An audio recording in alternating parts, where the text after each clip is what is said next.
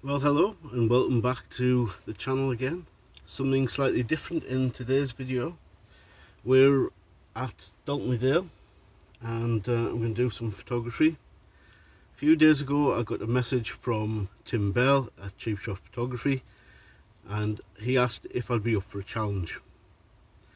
Now, Tim has featured me on his podcast in the past, and how could I possibly refuse?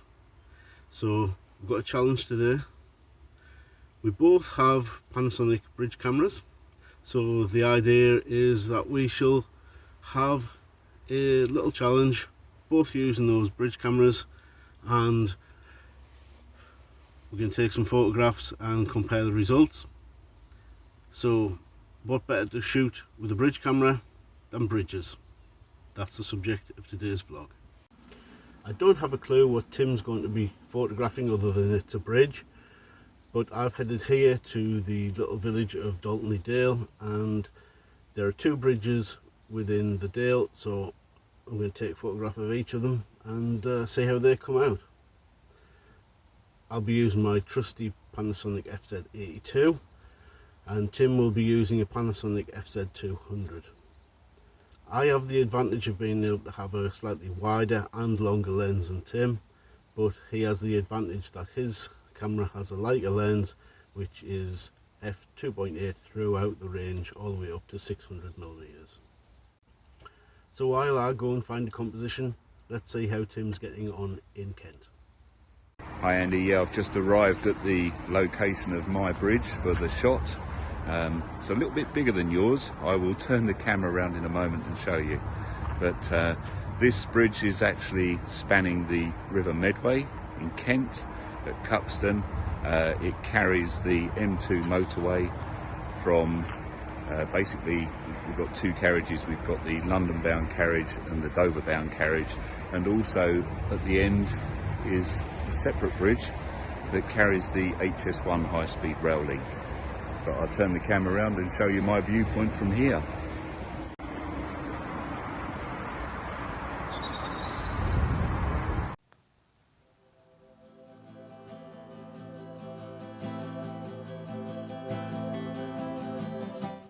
As I say, I haven't got a clue what Tim's got planned in his vlog, but this is an absolutely fantastic morning. Had a little bit of snowfall during the night and it's just put a little bit of icing on the cake, quite frankly. Literally absolutely stunning, and just nice to be out this early in the morning.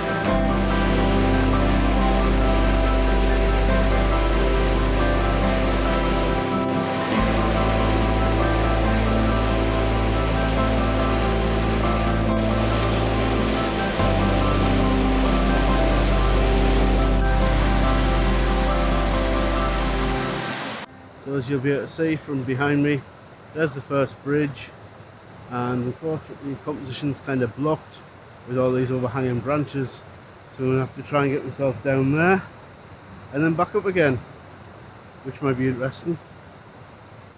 So I hope you can hear me over the rushing water, but finally got down to look at the bridge at an appropriate angle, avoiding all these branches coming in the way.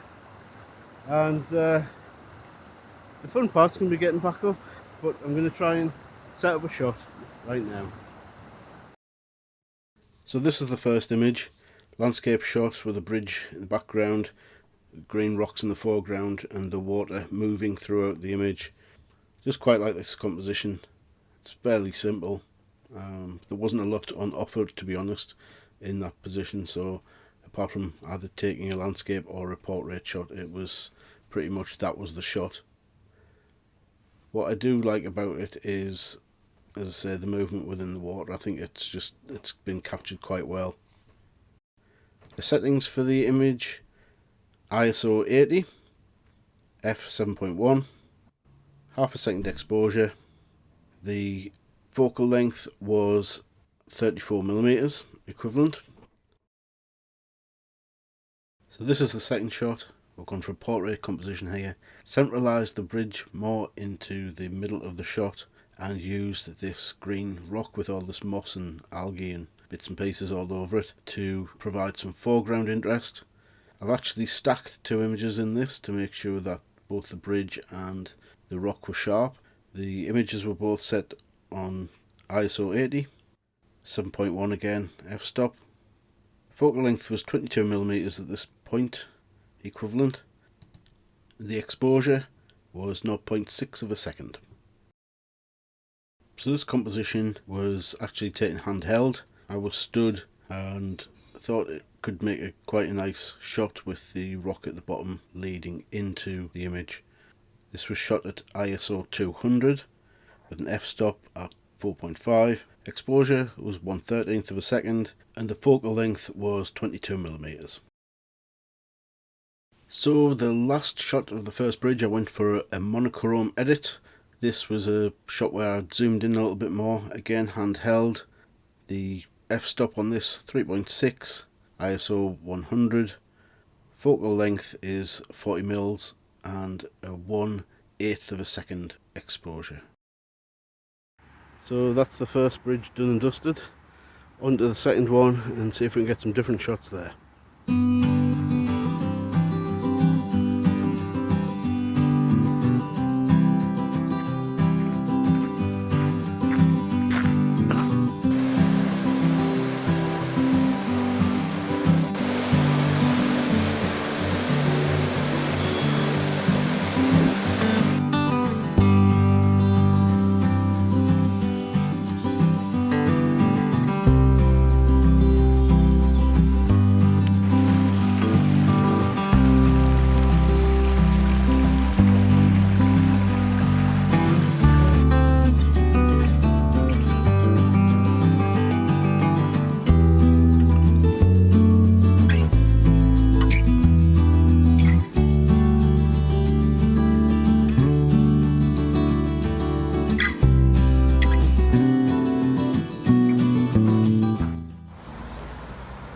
So we've reached the second bridge and I'm going to try and see if I can find a composition here, and we're going to see if we can get a nice shot.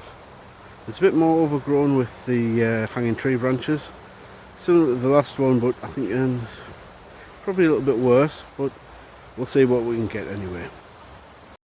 So this is a shot of the second bridge, and I'm not really too fussed about this one, to be honest. It seemed like a good shot when I was doing it, but there's just so much going on in the image.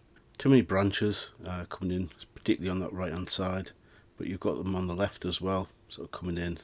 Yeah, nice enough bridge and sort of scene to look at, but as an image I think it's just a bit too complicated. Settings on the camera were ISO 100. We did a focal length of 50mm. Exposure was 1/25 of a second at f3.8. So this shot is another shot of the second bridge, and I think I prefer this portrait composition because it excludes a lot of the messy branches on the right hand side of the shot, and I also think it works better with the leading lines from the broken branch on the left hand side and the river itself taking your eye up towards the bridge itself.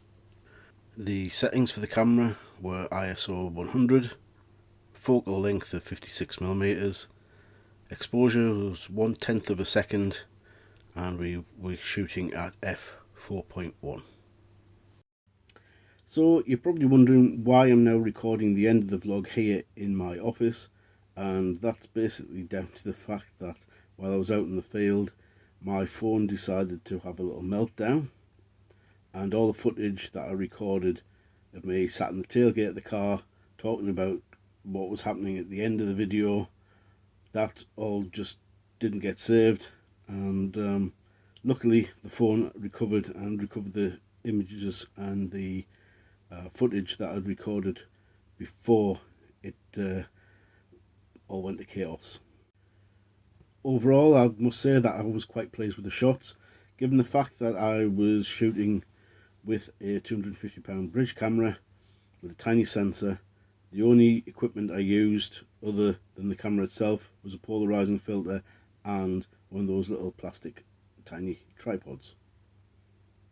I'm going to put on screen now what I think was my shot of the day. Certainly really like the composition, and that, as I say, those images I took of the first bridge, definitely my favourite set. Now, this was a challenge, so we'll show you now a shot that Tim sent through.